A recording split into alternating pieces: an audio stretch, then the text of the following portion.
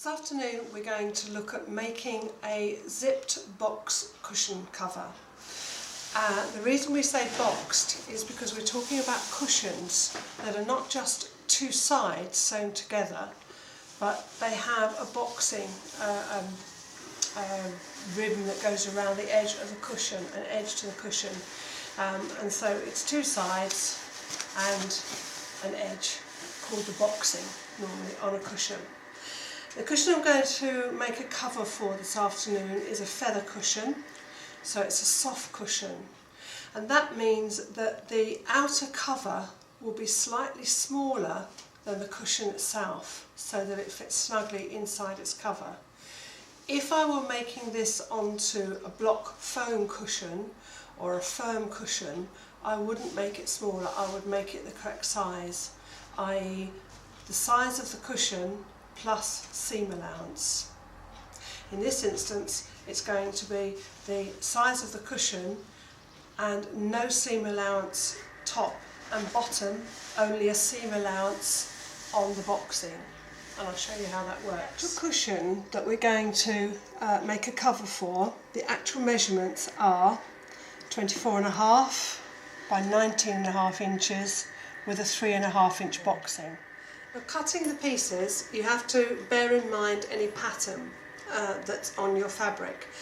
In this instance I've chosen a stripe or checked fabric, so there's quite a bit of pattern matching to do.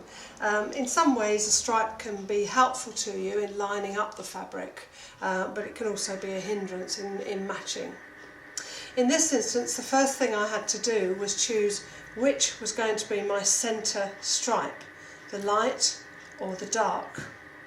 Now if I wanted to fit both the front and the back of my cushion side by side and not waste fabric, I needed to choose the dark line as my centre point. Then cut those out, and for that purpose, as I'm a little arthritic, I'm using one of our scissors, our special scissors, which in fact can help you because it's just a light lever touch and it will cut through several layers. In fact, I have used this particular cutter many times on leather and it's not a problem. And you just carry on running it across. Now I need to cut out the zip section of my cushion. This is two parts where I'll sew the zip into it, into the boxing, before I put the boxing onto the cushion.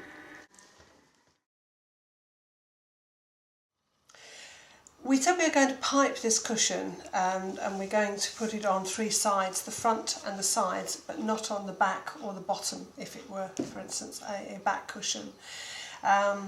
Because when it's hidden sometimes it's not necessary to pipe that area, so it'll be basically the zip side that we're not piping. So I worked out how much piping we would actually need, and then also you need to work out the width of the piping that you need. And the way you can do that is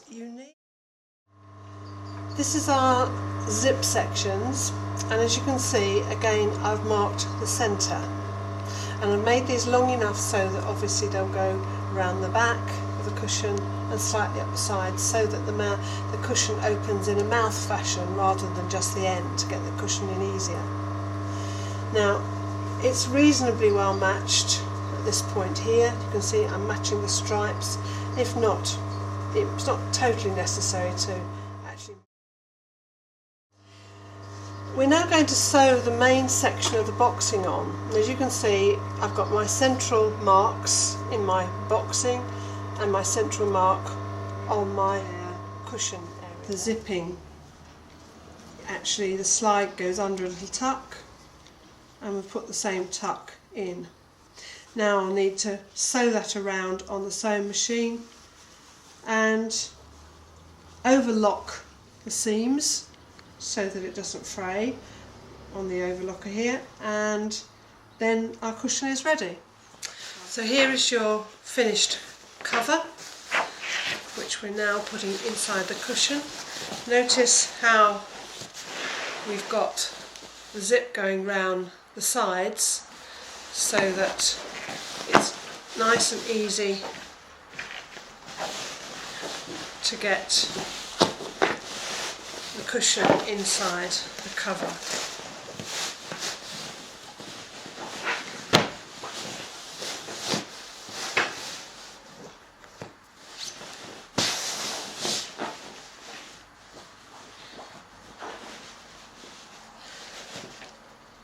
few threads what's snipping off here.